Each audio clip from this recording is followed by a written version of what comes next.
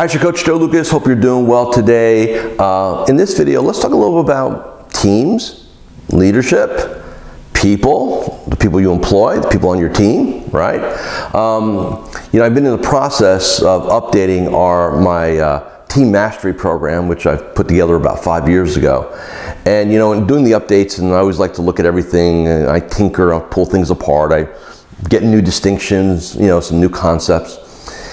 And the one thing when I had my Magellan Mastermind group, our premier group together in Fort Lauderdale several weeks ago, when I did my presentation on teams and leadership and pieces like that, one of the comments I kept coming back to over and over again in my presentation: do you have the right people in the right seats? And that is incredibly important. And this is what I'm asking you to think about. Do you have the right people in the right seats? So that's the first question, right? Because if you have right people, like the attitude's great and so on, they care, you'd hire them again from their attitude, but they're still not achieving, they're still not integrating, they're missing things. It's very possible you have a right person, wrong role, right? Or in the wrong chair, or maybe we need to tweak the chair a little bit, right? From that perspective. The other question I'd have you ask is, knowing who you hired on your team today, if you can go back in time, would you hire them again? And when I'm talking to a client, and we get this kind of bitch session going on about certain people on their team, or there's a little whininess to what's going on in the office. One of the questions I'll ask him in my coaching session with that person is, hey, knowing what you know today about this person, would you hire them again? And there's 3 answers I get. Yeah, good. Okay, so let's figure out the chair, right? The seat. We need to tweak that a little bit.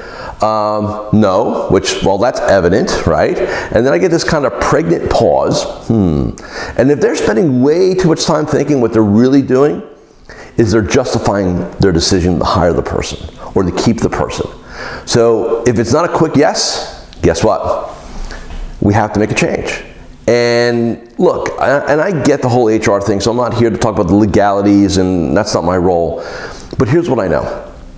If you've got the wrong person in whatever chair you have, and they're just not a good fit for the culture, the skill set, whatever it is, your standards, right?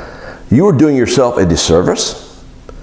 You are doing your clients a huge disservice, because if things are not happening right, well, how's that working in our fiduciary world? And by the way, you're not doing your employee or team member any good either, because they're miserable. They just haven't told you about it. They're there collecting a paycheck. They've quit, but they still show up. None of those things are close to optimal. And for most advisors, let's face it, HR and people and kind of running that whole team piece, it's not like you went and got another license, like a Series 7 or 66 or 65 or Life and Health. There's no leadership license, right? You don't go take a test. Oh, you're now confirmed to be a leader. Now you know how to run your business. It doesn't exist.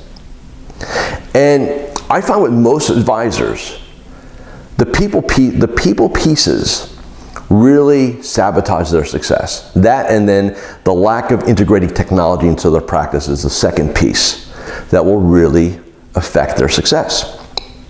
So here's what I'm asking you to do today. Be honest with yourself.